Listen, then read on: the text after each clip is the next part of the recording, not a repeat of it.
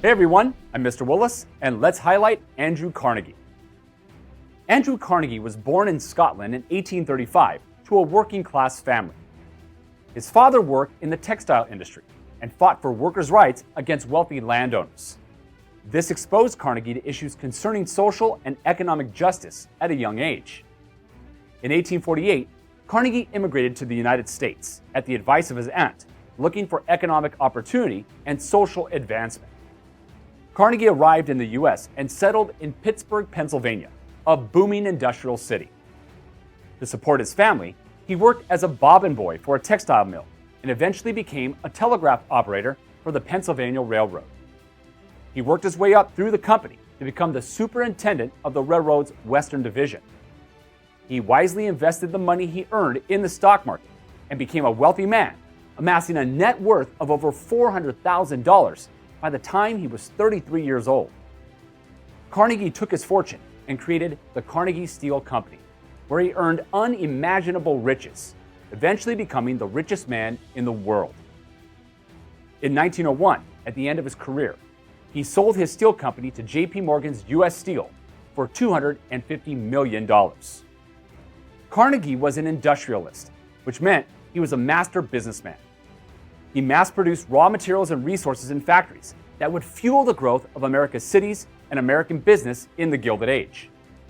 He strongly believed in the principles of capitalism, the idea that privately owned industry could make huge gains by maximizing profits.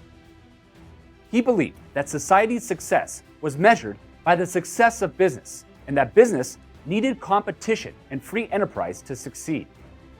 Because of this, Carnegie believed in laissez-faire economics, which stated that the government should stay out of the way of business and allow free market competition among firms.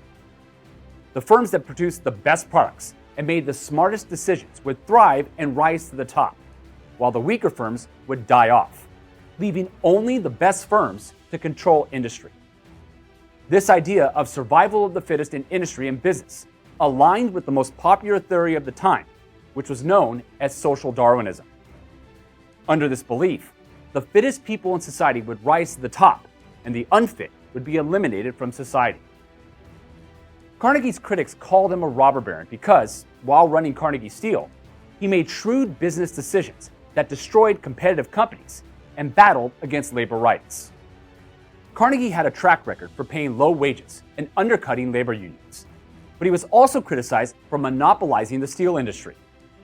This meant people assumed that the Carnegie Steel Company gouged prices and underpaid workers to satisfy greed and profiteering.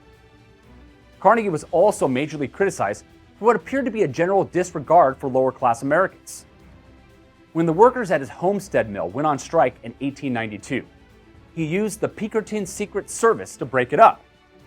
These mercenary soldiers opened fire on protesting workers, killing 7 and injuring hundreds more.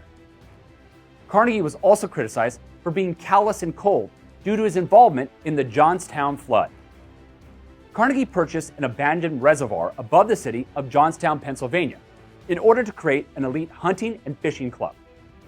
When the dam failed in 1889, it flooded the town and killed over 2,200 people. It was later determined that the alterations made by the Carnegie Steel Company to the reservoir and the surrounding land had weakened the dam and likely caused the flood. Despite this, Carnegie did want to help improve social conditions in America, remembering where he came from back in Scotland.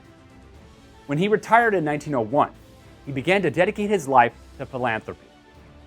According to Carnegie, the man who dies rich dies disgraced. Although he didn't believe in direct charity to the poor, he donated over $350 million to projects that helped the poor help themselves.